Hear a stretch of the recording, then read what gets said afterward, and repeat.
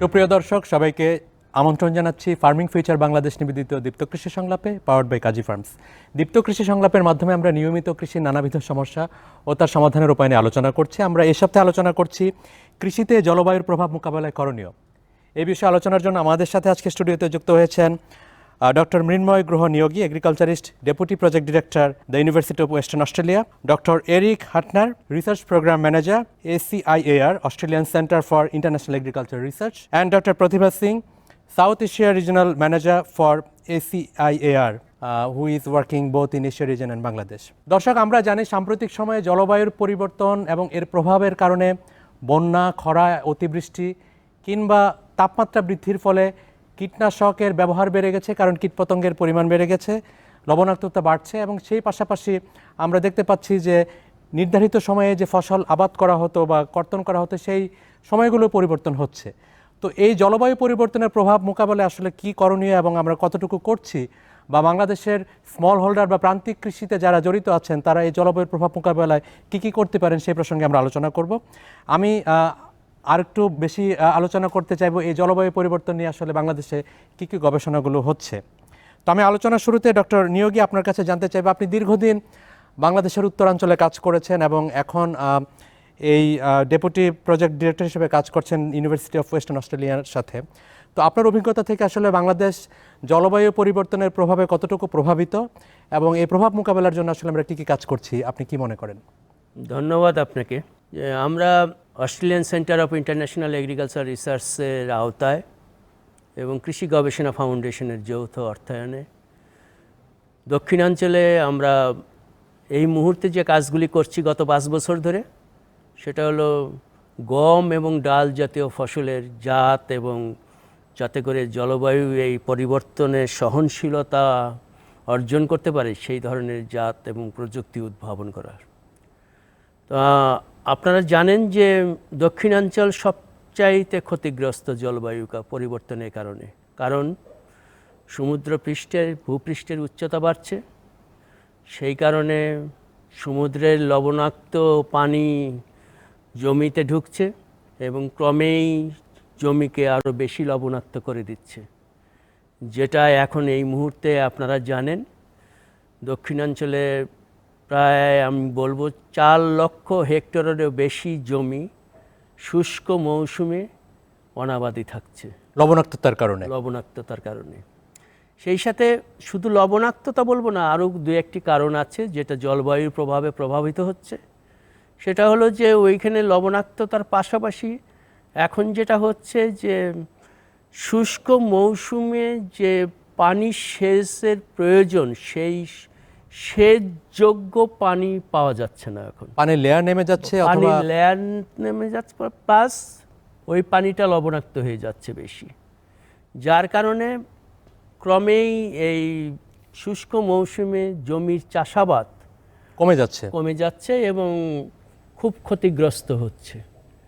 তো এই অবস্থা উদ্ভাবনের জন্য আপনারা জানেন যে যেহেতু লবণাক্ততা একটা বড় সমস্যা এবং সেচযোগ্য পানিরও একটা সমস্যা আছে, সেজন্য আমাদের যেটা হলো যে কম পানি লাগছে, যেটা যেমন গমে কম পানি লাগে, ডাল জাতীয় ফসলে কম পানি লাগে, এই জন্য এই দুটো ফসলকে আমরা চিহ্নিত করেছি যাতে করে এই দুটো ফসল আমরা দক্ষিণাঞ্চলের লবণাক্ত জমিতে শুষ্ক মৌসুমে আবাদ করে অন্ততপক্ষে সেচযোগ্য পানিরকে ছাড়াই আমরা যেন এই ওখান থেকে শুষ্ক মৌসুমে যে পতিত জমি সেখান থেকে আমরা যেন ফলন আহরণ করতে পারি বা আশা করতে পারি।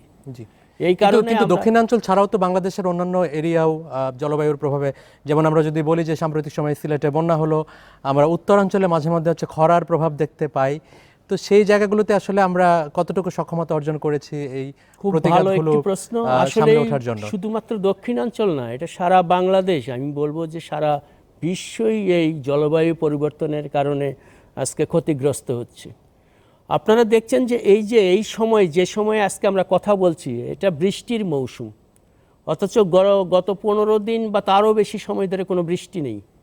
আমরা আজকে উত্তরাঞ্চল থেকে আসছিলাম, সকালবেলায় আমরা আসছি, গতকালকে সারাদিন আমরা দিনাজপুরের অঞ্চলে, রংপুর অঞ্চলে দেখেছি কৃষক পানির অভাবে তার জমি চাষ করতে পারছে না এবং আমন ধানের আবাদ আমন বিলম্বিত ধানের হচ্ছে। চারা লাগাতে পারছে না।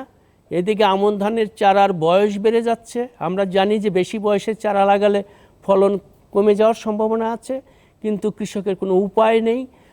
কেউ কেউ সেচ দিয়ে জমি তৈরি করে তারপরে চারা লাগাচ্ছে। এই যে একটা মানে অন্যরকম অবস্থা, এই অবস্থার থেকে উত্তরণের জন্যই আমাদেরকে লাক্সই প্রযুক্তি উদ্ভাবন করতে হবে। জি ডক্টর নিয়োগে আমরা আপনার কাছে ফিরবো। আমি এই মুহূর্তে doctor Eric Huttner, would like to hear from you that what are the potential research area that countries can actually adopt, countries like Bangladesh can adopt to mitigate the impact of climate change in agriculture? That's a really very important question, because the food security of the country and in fact of the planet depends on solving some of these issues. So I think we have to reflect that we need to adapt agriculture today because the effects are already visible, and we need to prepare for the transformations of tomorrow. The adaptation of today involve many small steps that farmers can take. They can change their practices of planting. You know, you can change the planting time. You can choose a variety which is shorter duration. You can grow a different crop that you are familiar with. These are all innovation that we can promote. But when climate change becomes very acute, there will probably be transformational changes. Okay. When people will have to do very different things. And aggressive research programs need to be done in regard to addressing those impact. The transformational change will be very challenging and require lots of innovation, not only in the technology, but also in the institutions, in the markets, in the value chains. So we need to be aware that the science that needs to be done has to be done multidisciplinary. With a holistic approach. That's exactly right, with a systems approach, and remembering that from my exposure to Bangladesh, and I've been only visiting your country regularly for 9 years, but I like it very much, and I am very appreciative of the Bangladeshi farmers' hard work. It's really important to understand that the return on their labor is the critical issue. People have to make a living out of the work, and any innovation that the researchers invent has to deliver for the farmers' livelihood. And need to be like well connected with the community. Connect to the community, yes, that's a way to impact. Great. এই মুহূর্তে আমি জানতে চাইবো doctor Pratibha, you have been working in this region for many years, and the knowledge and learning that you have both in Asia and in Bangladesh, what are actually like the areas of capacity building and scientific research in relation to women and gender and youth empowerment, or smallholder farm communities adaptive mitigation plan that we have in this area? So what is your learning that you have and what Bangladesh can actually gain from it, from your program and other activities that you are doing in Bangladesh? Thank you. So I just start with, as a part of Australian Foreign Aid Program, Australian Centre for International Agriculture, we connect Australian researchers to developing world.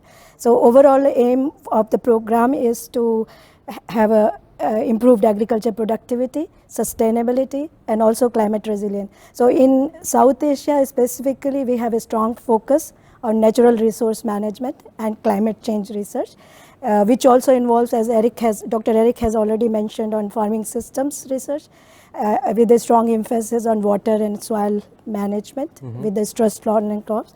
And as a ACIR, we believe the capacity building of researchers. So far we have several mode of training researchers at different levels. So we have master students, PhD student, and also mid-career training. You were talking about the fellowship program. Yes, yes. So actually, in fact, tomorrow we are going to launch John Dillon program, fellowship program specifically for Bangladesh. This year, Bangladesh is a focus year because it's 50th anniversary for Australia-Bangladesh partnership. And in this program, there will be capacity. It will be building on research capacities, leadership management, which is in country with the researchers. So this year, 13 researchers fellows are selected, and we are quite excited to build those capacities. And I strongly believe that this area needs a stronger attention, and other programs are doing also the capacity building, but we are also engaged. So I have another related question that women, particularly women from farm community, they are kind of like the most vulnerable and who actually face most significant impact due to climate change, whether the financial impact or social impact. So do you think that all this capacity building will actually benefit those vulnerable communities?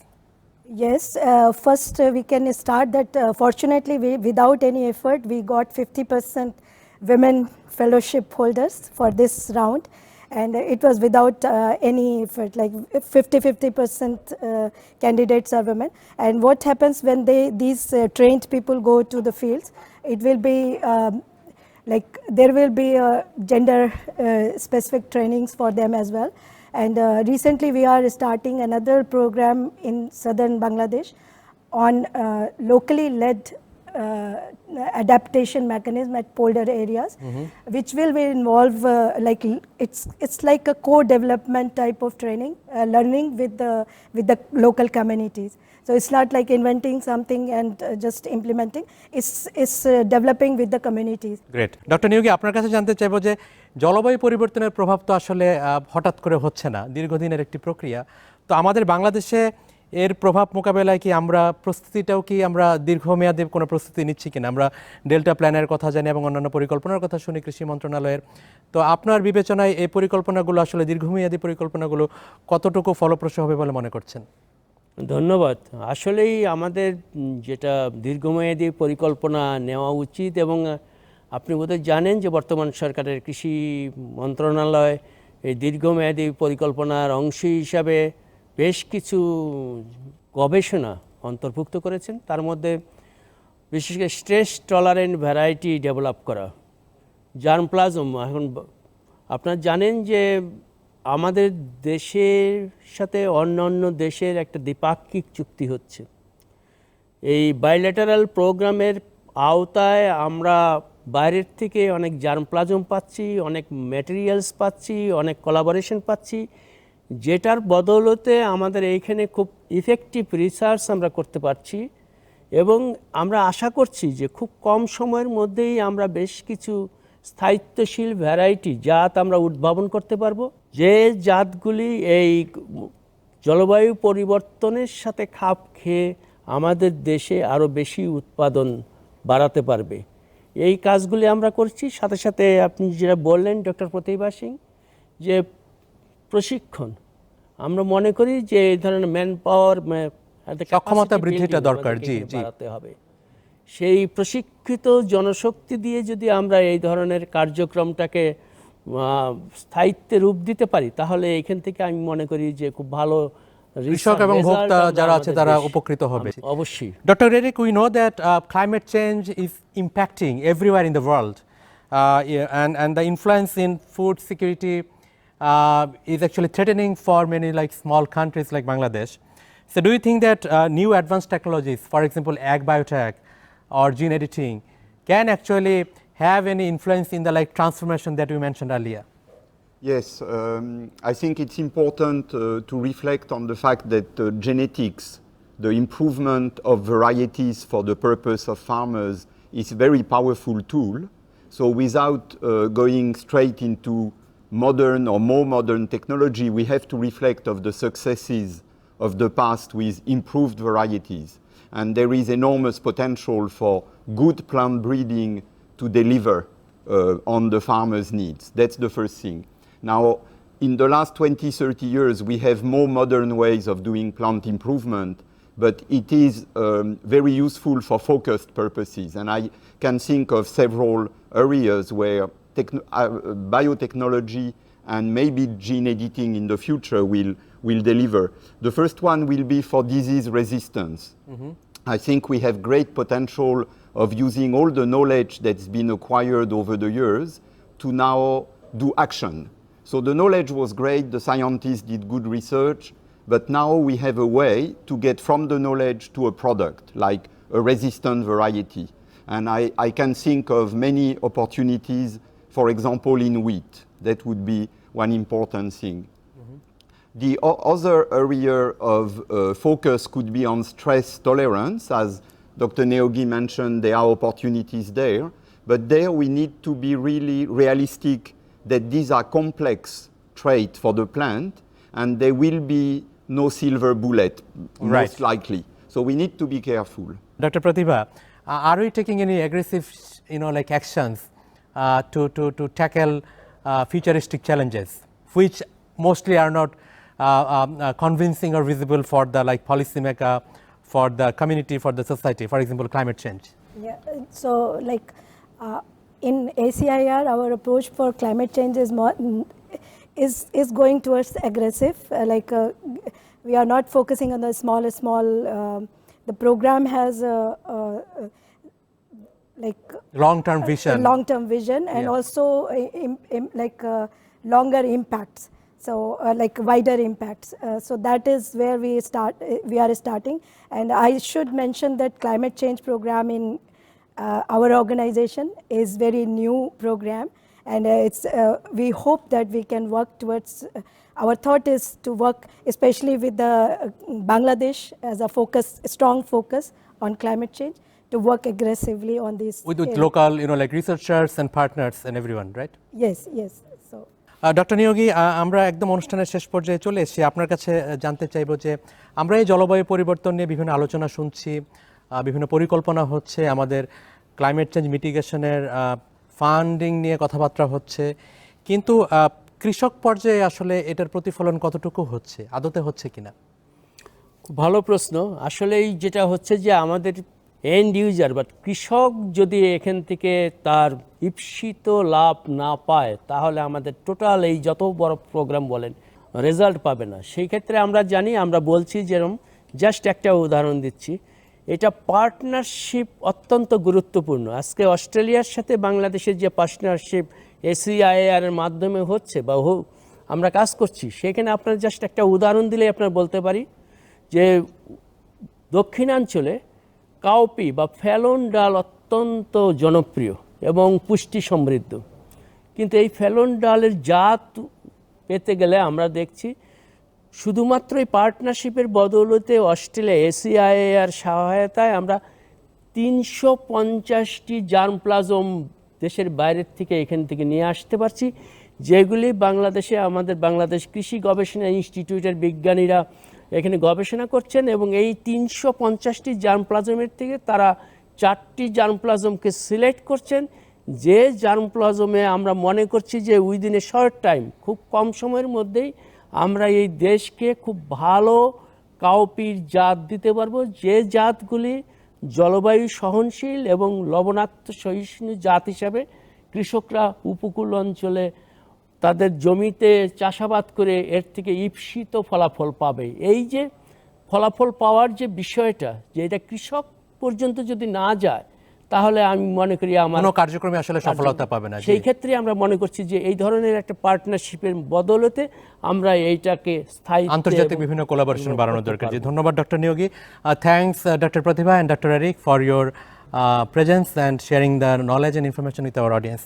দর্শক, আমরা আজকে আলোচনা করছিলাম বাংলাদেশের কৃষিতে জলবায়ু পরিবর্তন এবং এর প্রভাব এবং সেসব মোকাবেলার বিভিন্ন বিষয় নিয়ে। আমরা জানি জলবায়ু পরিবর্তন শুধু বাংলাদেশ নয়, সারা পৃথিবীতেই এবং বিশেষ করে কৃষিতে একটি প্রভাব রেখে যাচ্ছে। কিছু প্রভাব আছে স্বল্পমেয়াদী, কিছু প্রভাব আছে দীর্ঘমেয়াদী। আমাদেরকে কাজ করতে হবে জলবায়ুর প্রতিঘাত এবং এর অভিযোজনকে কাজে লাগিয়ে কি করে আমাদের স্থানীয় যে প্রযুক্তি আছে, নলেজ আছে, সেটাকে আরও বেশি করে ফলপ্রসূ করা যায় এবং মাঠ পর্যায়ে কৃষকরা যাতে উপকৃত হয়, সেই ধরনের প্রযুক্তি নিয়ে আমাদের আরও কাজ করতে হবে। সেই আশাবাদ ব্যক্ত করে বাংলাদেশের খাদ্য এবং পুষ্টি নিরাপত্তা যাতে বেগবান হয়, সেই প্রত্যাশা রেখে বিদায় নিচ্ছি ফার্মিং ফিউচার বাংলাদেশ নিবেদিত দীপ্ত কৃষি সংলাপের এই সপ্তাহের আয়োজন থেকে। আমাদের পরবর্তী অনুষ্ঠান দেখবার আমন্ত্রণ জানাচ্ছি শুক্রবার বিকেল 5টা 30 মিনিটে শুধুমাত্র দীপ্ত টিভিতে। সবাই ভালো থাকবেন, ধন্যবাদ।